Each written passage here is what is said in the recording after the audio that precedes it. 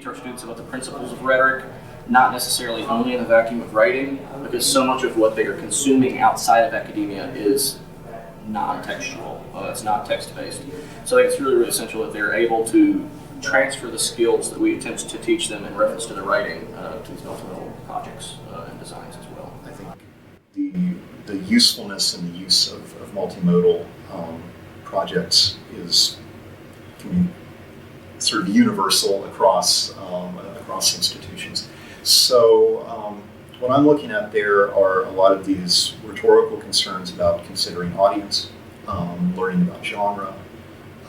They're still practicing a lot of the same composing practices in terms of like brainstorming, audience analysis, thinking of using the various rhetorical appeals. How do you work ethos into a video? How do you work in logic? Can you do logic in a video? Yes, but it looks different, right? What are the different ways that you can work pathos into a project when you have audio and visual and things like that you can't necessarily do in a paper?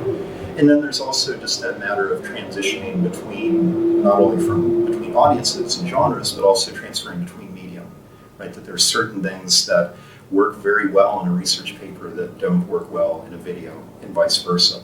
And so by doing that, students are not only learning about the affordances and rhetorical situation of composing for a video text, but they're also actually learning more about what they just did on their formal research paper as well. Understanding how information comes together and how it's then communicated for a really solid purpose, I think that's our ultimate goal.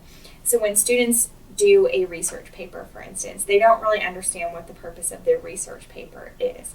But when they take that 10 to 12 page research paper at the end of English 102 and they say, okay, now I have to make it into something people will actually view, right? Because nobody's going to read this 10-page research project other than my teacher, right? I can't go out and hand this to anybody in the real world, quote unquote real world, and say, here's my argument on this topic, right? That they have to do something with it, or they have to be able to give it to somebody who's going to do something with it. And so I think that it pushes them further into understanding why the process of doing the research and understanding things about word choice and written argumentation, why that's important for later on. The multimodal can be fun. It can help them to think about different audiences, of course, and different how different media can reach different audiences. And I'm huge on audience, right? So everything is about rhetorical awareness with me, that you can't be a good author or creator of text or any kind of composition unless you know who your audience is. And that doesn't mean we should pander to them, of course, but you have to make choices according to what's expected, or break the rules for what's expected depending on what you want to accomplish.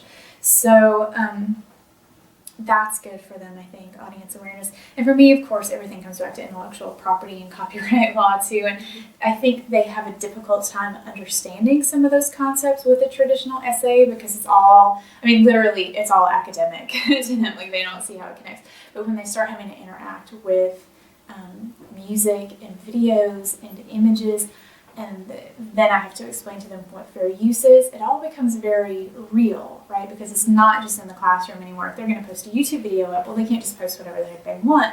They have to be aware of those things. And I think it's a hugely important conversation.